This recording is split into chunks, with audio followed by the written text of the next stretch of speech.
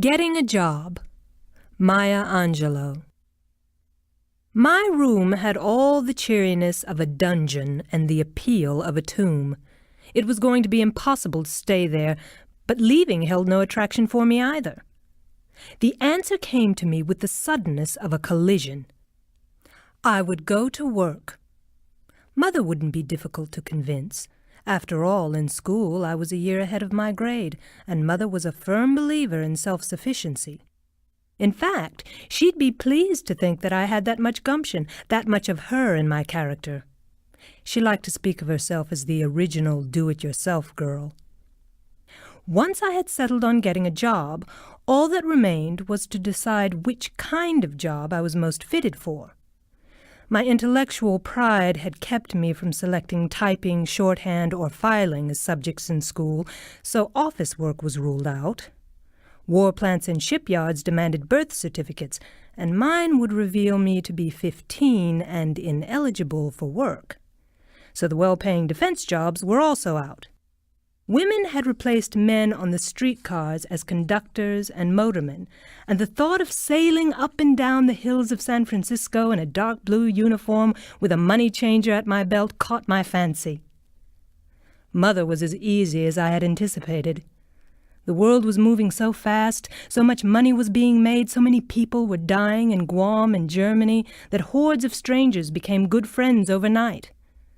Life was cheap and death entirely free. How could she have the time to think about my academic career? To her question of what I planned to do, I replied that I would get a job on the streetcars. She rejected the proposal with, "They don't accept colored people on the streetcars." I would like to claim an immediate fury which was followed by the noble determination to break the restricting tradition. But the truth is, my first reaction was one of disappointment. I'd pictured myself dressed in a neat blue serge suit, my money changer swinging jauntily at my waist, and a cheery smile for the passengers which would make their own workday brighter. From disappointment, I gradually ascended the emotional ladder to haughty indignation, and finally to that state of stubbornness where the mind is locked like the jaws of an enraged bulldog. I would go to work on the streetcars and wear a blue serge suit. Mother gave me her support with one of her usual terse asides. "That's what you want to do? Then nothing beats a trial but a failure. Give it everything you've got. I've told you many times, can't do is like don't care. Neither of them have a home."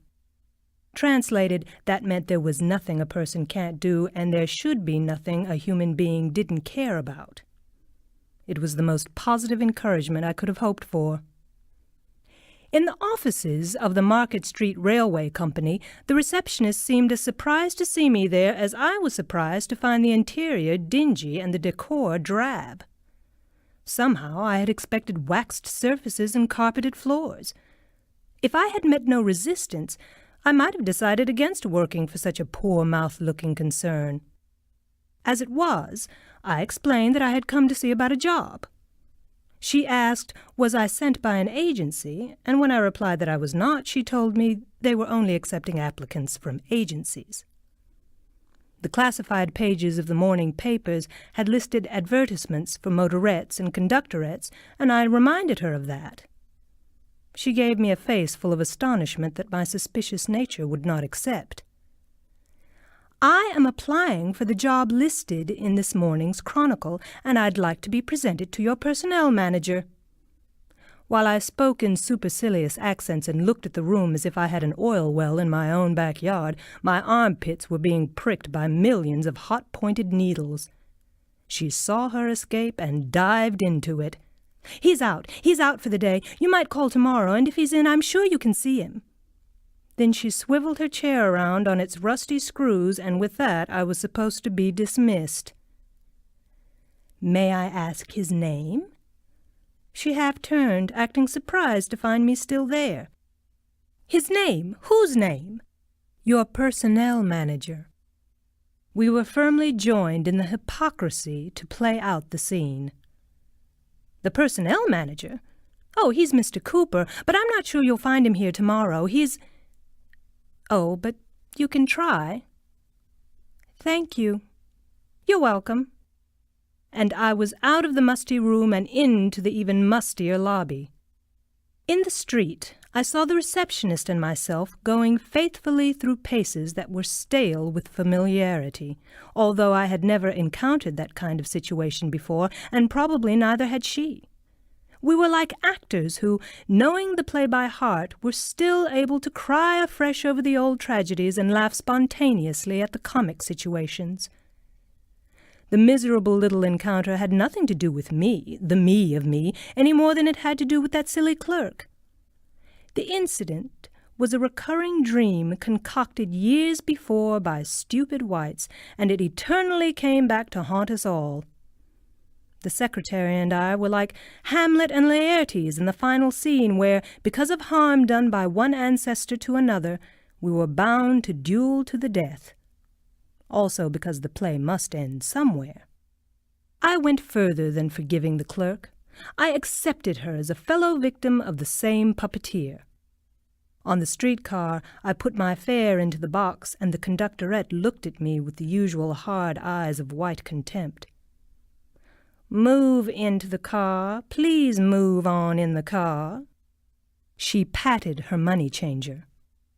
Her southern nasal accent sliced my meditation, and I looked deep into my thoughts.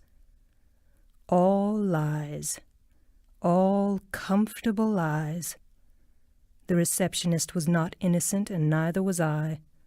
The whole charade we had played out in that crummy waiting room had directly to do with me, black, and her, white.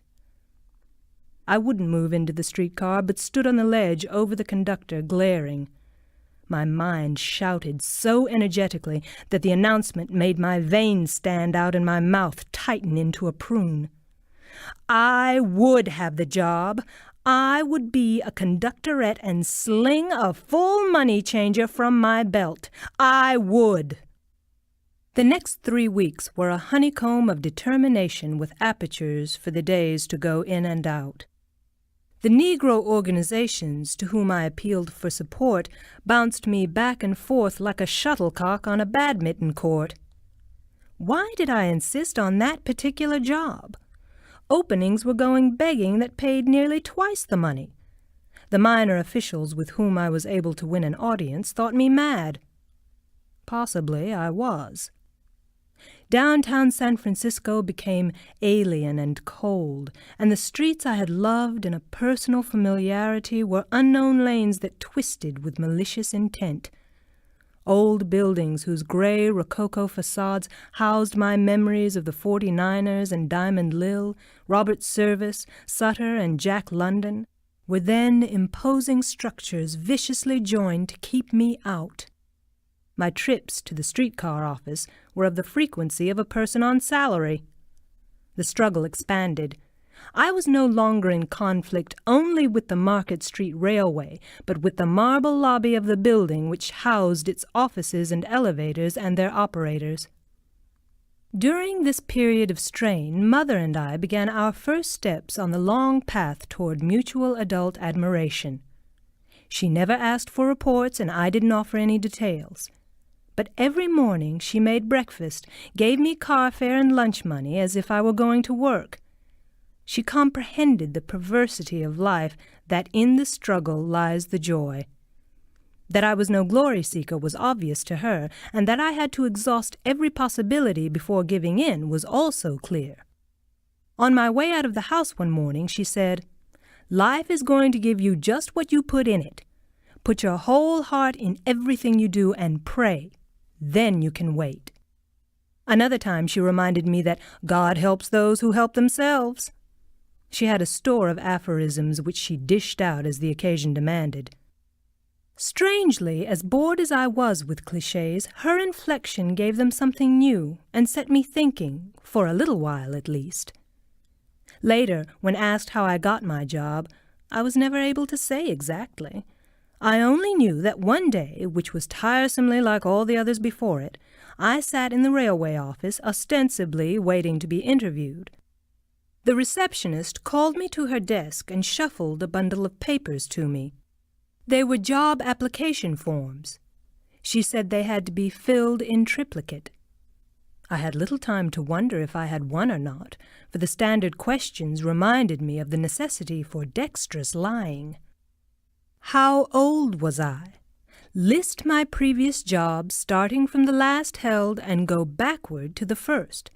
How much money did I earn and why did I leave the position? Give 2 references, not relatives. Sitting at a side table, my mind and I wove a cat's ladder of near truths and total lies.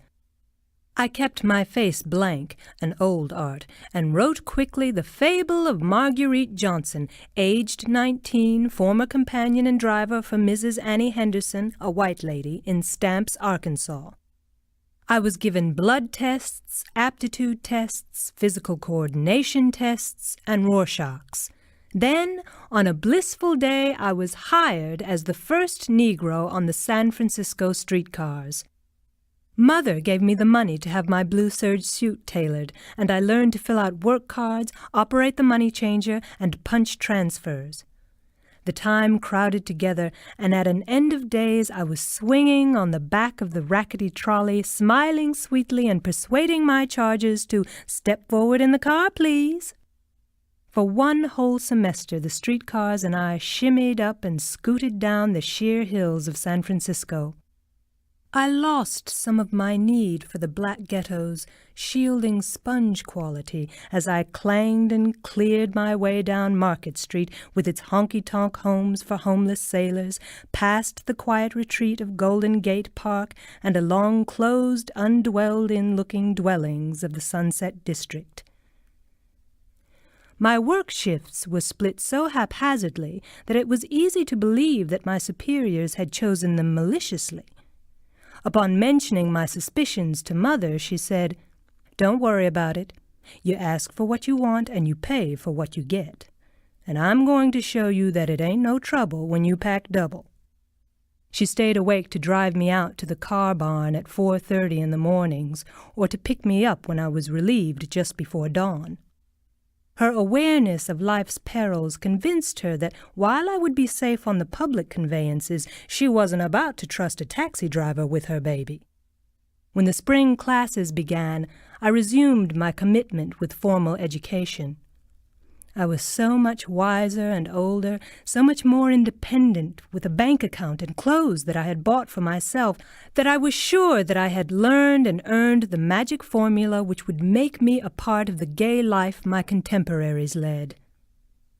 Not a bit of it. Within weeks, I realized that my schoolmates and I were on paths moving diametrically away from each other.